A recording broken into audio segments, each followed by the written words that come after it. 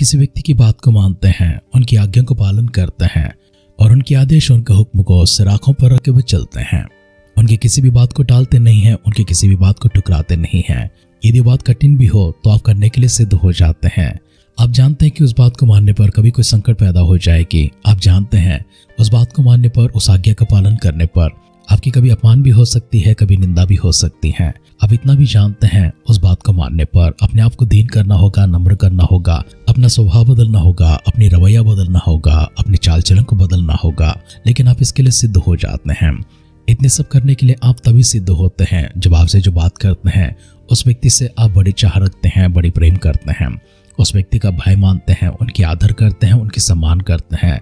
वो व्यक्ति आपसे बड़े हैं, आपके साथ में कोई संबंध उनका है जो बहुत ही करीबी है, बहुत ही गहरी है। उनके साथ जो संबंध और रिश्ता है वो आपके मान सम्मान से भी बढ़कर है, आपके गौरव से भी बढ़कर है, आपकी स्वयं इच्छा से भी बढ़कर है। इसलिए आप उनकी बातों को सिर आंखों पर रखते हुए उनके हुक्म का, उनके आदेश का या फिर उनकी किसी भी सलाह का पालन करते हैं। अगर पूरे मन के साथ में इसे ना किया जाए, असंतुष्टि होती है। यदि पूरे मन के साथ में इन आज्ञाओं का पालन ना किया जाए, इन सलाहों का पालन ना किया जाए, इन उपदेशों का पालन ना किया जाए, इन नियमों का पालन ना किया जाए, इन विधियों का पालन ना किया जाए, तो मन में बेचैनी होती है, मन में दुख होता है, दर्द होता है, पीड़ा होता है। भले इन सब का पालन करते हैं लेकिन असंतुष्टि के साथ ही, अधूरे मन के साथ ही करते हैं। आज्ञाओं का, विधियों का, उपदेशों का, इन सारे नियमों का पालन करते हुए यदि पूर्ण आनंद को प्राप्त करना है तो पूरे मन से करना होगा। भले कष्ट हो, भले ही तकलीफ हो, भले ही मुसीबत हो, लेकिन अगर मन से करते हैं वो सारी तकलीफें, वो सारी मुसीबतें, वो सारी निंदा, अपमान, वो सारी लज्जा, वो सब कुछ बिल्कुल मायने नहीं रखता। हाँ, लेकिन इसके विपरीत में खुशियों को लाता है, इसके विपरीत में आनंद को लेकर आता है, इसके विपरीत में संतुष्टि को लेकर आता है और इसके विपरीत में सारे नकारात्मक चीजें सकारात्मक बन जाती हैं। अपमान की जगह सम्मान होती हैं, हानि की जगह लाभ होती हैं, दुख, संकट और कष्ट की जगह चैन, विश्राम और आराम मिलते हैं। एक मनुष्य अगर हम किसी की विधियों का इस प्रकार से पालन करते हैं, सभी मनुष्यों को बनाने वाला वो सृजनहार परमेश्वर, उनकी जब विधियां हमारे पास आती हैं, उनकी आज्ञा जब हमारे पास आती हैं, उनके जो नियम हमें पालन करने के लिए दिए जाते हैं, उन सबों को पालन करने के विषय में कितना चौकस रहना पड़ेगा, कितना सचेत रहना पड़ेगा, कितना ध्यान देना पड़ेगा, कितने मान से, कितने सम्मान से उन कार्यों को करना पड़ेगा। आए परमेश्वर के वचनों को ध्यान करते समय इसराइलियों को जो विधियां परमेश्वर ने दी हैं, जो आज्ञा परमेश्वर ने दी हैं, कुछ बातें कठिन लगते हैं, मुश्किल लगते हैं, लेकिन इसके विपरीत में परमेश्वर उन्हें क्या देना चाहते हैं, कैसे प्रतिफल को उन्हें प्रदान करना चाहते हैं, कैसे जगहों पर उनको लेकर जाना चाहते हैं, किस मुकाम पर उनको खड़ा करना चाहते हैं, कैसे जीवन को प्रदान करना चाहते हैं। परमेश्वर की बातों को मानने से क्या मिलता है, परमेश्वर की बातों को ना मानने से क्या मिलता है, इन सारी बातों को गौर करने से पहले अपने आप को खुदावंद के हाथों में समर्पण करेंगे। सर्वशक्तिमान परमेश्वर की दिव्य आश्रय में अपने आप को लेकर जाएंगे। हम मिलकर अपनी आशीषों के लिए, परमेश्वर की अगुवाई के लिए, उनके अभिषेक के लिए, उनकी सामर्थ के लिए, उनकी शक्ति के लिए और परमेश्वर के पराक्रमी हाथ हमारे ऊपर रखने के लिए हम मिलकर दुआ करते हैं। हमारी हाथ पकड़कर हमें चलाने वाला परमेश्वर, हमारे कान में अपने शब्दों को लेकर आने वाले, हमारे मस्तिष्क में अपने विचारों को भरने वाले, हमारी आत्मा में, हमारे विवेक में हमसे बातें करते हुए हमारे जीवन को अपनी इच्छा के आधार पर चलाने के लिए एक मनसा को रखते हुए, एक चाहत को रखते हुए, अब हमसे प्रेम करते हुए स्वर्गलोक को छोड़कर धरती लोक में प्रभु जी हमारे बीच में उतराकर हमारे साथ में स्नेह किए हैं, हमसे प्रेम किए हैं, हमारे साथ प्रभु जी आपने संगति किया है, हमारे साथ में एक रिश्ता को बांधा है और प्रभु जी अटूट रिश्ता आपने जो बांधा है उसके लिए आपको शुक्रिया करते हैं। अपार प्रेम और करुणा जो हमारे ऊपर आपने दिखाई है उसके लिए भी आपको धन्यवाद करते हैं, आपकी गौरव करते हैं, आपकी सम्मान करते हैं, आपकी महिमा करते हैं। आज हम जो कुछ भी है परमेश्वर वो केवल आपकी अनुग्रह है, वो आपकी बदौलत है प्रभु जी। आपकी कृपा में, आपके अनुग्रह में, आपकी सहाय में प्रभु जी हमें चलाए हैं। आपने चाहा कि परमेश्वर हम आशीषित हो, आपने चाहा प्रभु जी हम सजीवों की संख्या में हो, आपने चाहा परमेश्वर हम प्रभु जी आशीषमान व्यक्तियों की गिनती में हो, आपने चाहा कि परमेश्वर हम तंदुरुस्तों की गिनती में हो और परमेश्वर आपने चाहा है आपके पास न करने वाले आपके भक्तों की, आपके आराधकों की संख्या में आज हम रहें। इसलिए परमेश्वर फिर से एक बार हम सबों को अपने देव समय के लिए आपको धन्यवाद करते हैं। आगे के समय प्रभु जी आपके वचनों के माध्यम से आप हमसे बातें करने जा रहे हैं, हमारे जीवन को सजाने जा रहे हैं, संवारने जा रहे हैं, हम सबों को बनाने जा रहे हैं। इसलिए प्रभु आपकी शुक्रिया अदा करते हैं, आपका सम्मान करते हैं, आपको महिमा देते हैं, आपको गौरव देते हैं। आदर सम्मान के योग्य प्रभु जी आप ही हैं, हमारे उपासना के योग्य केवल परमेश्वर एकमात्र आप ही खुदा हैं। सारी बातों के लिए प्रभु जी कृतज्ञ होकर आपके दिव्य सानिध्य में अपने आप को दीन और नम्र करते हैं। हमारे संग रहिए प्रभु जी, हमसे बातें करते रहिए, अपने अभिषेक को, अपनी महिमा को हमारे पूर्ण देते रहिए। सारी आदर, सारी सम्मान, सारी महिमा हम आपको देते हुए हमारे उद्धारकर्ता प्रभु यीशु मसीह के नाम से हमारी इस प्रार्थना को मांगते हैं, सुना कबूल कर पिता। आमेन, आमेन, आमेन। आध्यात्मिक जीवन की दैनिक खुराक सुन रहे हमारे सारे प्रिय श्रोताओं को, परमेश्वर के भक्तगणों को प्रभु यीशु मसीह के नाम में प्यार भरा जय मसीह की सुप्रभातम और शुभोदय कहते हुए हम सबका मनपसंद ध्यान केंद्र आध्यात्मिक जीवन की दैनिक खुराक में और इस नए दिन में आप सबका स्वागत करते हैं। हमारी अध्ययन व्यवस्था विवरण 11 अध्याय में चल रही है। आइए उसको पहला वचन से पढ़ते हुए हमारी ध्यान को आगे बढ़ाएंगे। इसलिए तो अपने परमेश्वर यहोवा से अत्यंत प्रेम रखना और जो कुछ उसने तुझे सौंपा है उसका अर्थात उसी विधियों, नियमों और आज्ञाओं का नित्य पालन करना। और तुम आज ये सोच समझ लो, क्योंकि मैं तुम्हारे बाल बच्चों से नहीं कहता जिन्होंने न तो कुछ देखा और ना कुछ जाना है कि तुम्हारे परमेश्वर यहोवा ने क्या क्या ताड़ना की और कैसी महिमा और बलवंत हाथ और बड़ाई में भुजा दिखाई, और मिस्र में वहां के राजा फिरौन को कैसे कैसे चिन्ह दिखाए और उसके सारे देश में कैसे कैसे चमत्कार के काम किए, और उसने मिस्र की सेना के घोड़ों और रथों से क्या क्या किया। अर्थात जब वे तुम्हारा पीछा कर रहे थे तब उसने उनको लाल समुद्र में डुबोकर किस प्रकार नष्ट कर डाला कि आज तक उनका पता नहीं। और तुम्हारा स्थान में पहुंचने तक उसने जंगल में तुमसे क्या क्या किया। और उसने रूबेन एलियाब के पुत्र दातान और अब्राम से क्या क्या किया। अर्थात पृथ्वी ने अपना मुंह पसार के उनको घरानों और ढोरों और सवारी समेत सब इस्राएलियों के देखते देखते कैसा निकल लिया। परंतु यहोवा के इन सब बड़े बड़े कामों को तुमने अपनी आंखों से देखा है। इस कारण जितनी आज्ञा मैं आज तुम्हें सुनाता हूँ उन सबों को माना करना, इसलिए कि तुम सामर्थ्य होकर उस देश में जिसके अधिकारी होने के लिए तुम पार जा रहे हो प्रवेश करके उसके अधिकारी हो जाओ और उस देश में बहुत दिन रहने पाओ, जिसे तुम्हें और तुम्हारे वंश को देने की शपथ यहोवा ने तुम्हारे पूर्वजों से खाई थी, और उसमें दूध और मधु की धाराएं बहती हैं। देखो, जिस देश के अधिकारी होने को तुम जा रहे हो वो मिस्र देश के समान नहीं है, जहां से निकल कर आए हो, जहां तुम बीज बोते थे और हरे साग की खेत की रीति के अनुसार अपने पांव की नलियां बनाकर सींचते थे। परंतु जिस देश के अधिकारी होने को तुम पार जाने पर हो वो पहाड़ों और तराइयों के देश है और आकाश की वर्षा के जल से सींचता है। वह ऐसा देश है जिसको तेरी परमेश्वर यहोवा की सुधि रहती है, और वर्ष के आंधी से लेकर अंत तक तेरे परमेश्वर यहोवा की दृष्टि उस पर निरंतर लगे रहते हैं।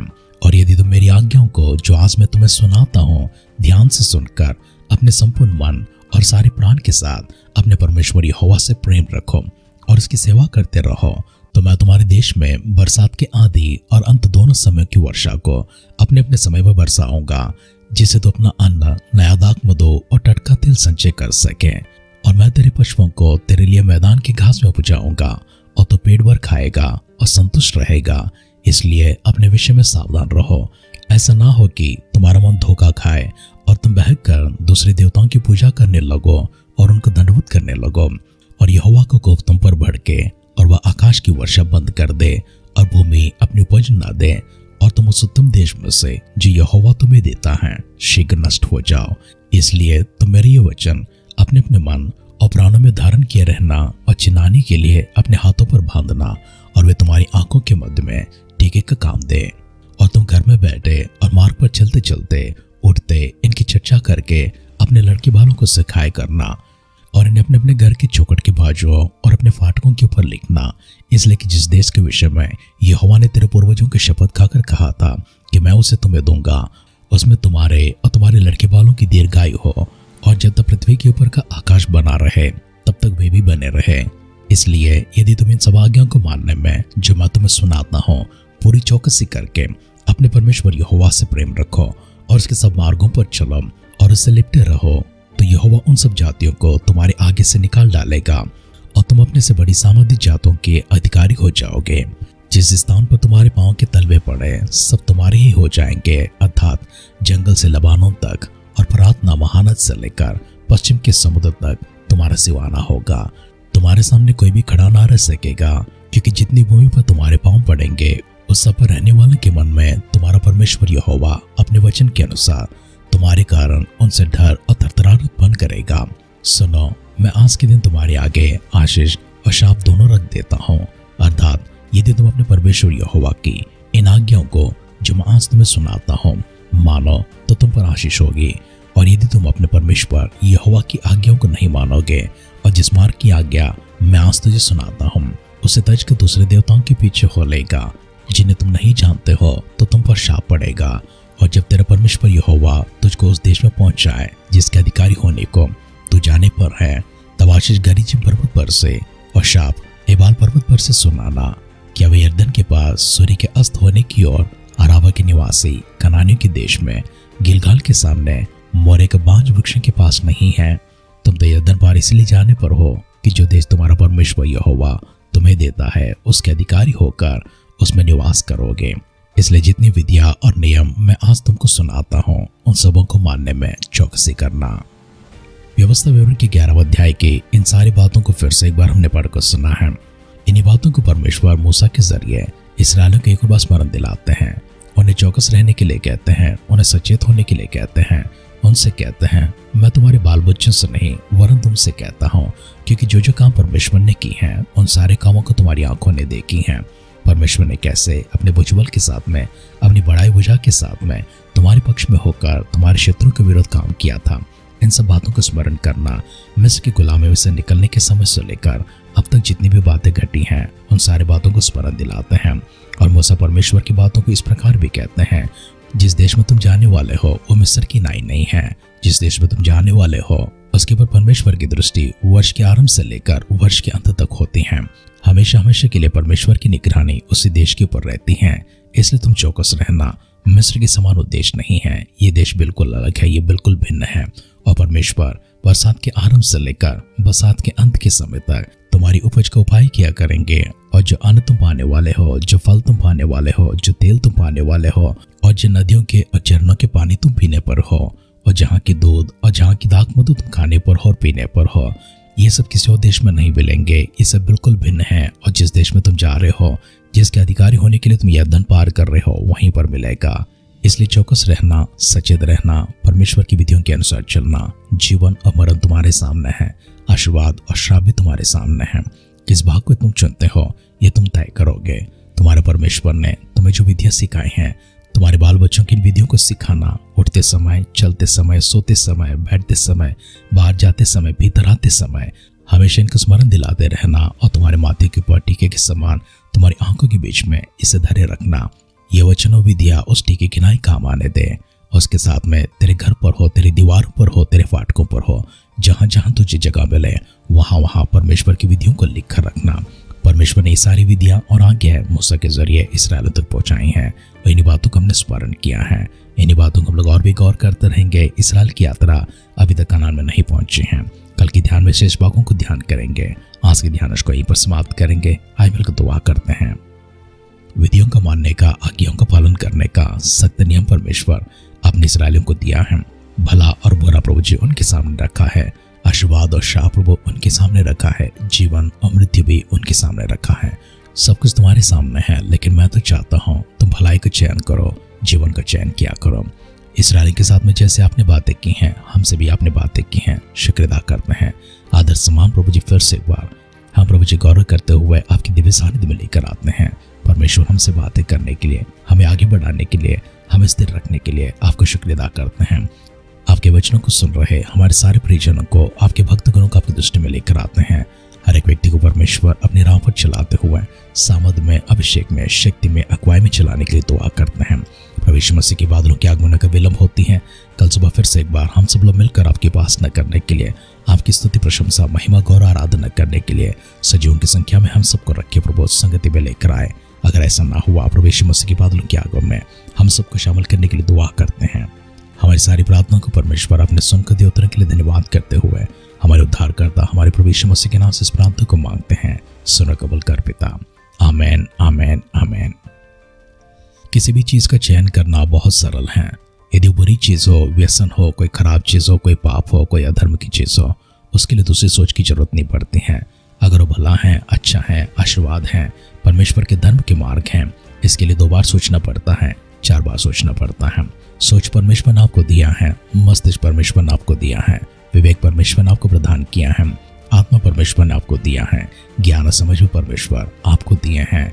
परमेश्वर ने जो कुछ भी आपके सामने रखा है उसे सही मन के साथ में, सही विचार के साथ में, सही आत्मा के साथ में, सही ज्ञान और सही परख के साथ में एक चयन करें, ताकि परमेश्वर आपको जीवन प्रदान करें, भलाई को प्रदान करें, परमेश्वर के स्वर्ग राज में आप प्रवेश करें। हमारी इसी दुआ और कामना के साथ आज के ध्यान पर समाप्त करते हैं। आप सुनते रहिए, सुनाते रहिए आध्यात्मिक जीवन की दैनिक खुराक। कल फिर मिलेंगे। अपना ख्याल रखिए, अपनों का ख्याल रखिए, दूसरों का भी ख्याल रखिए। God bless you.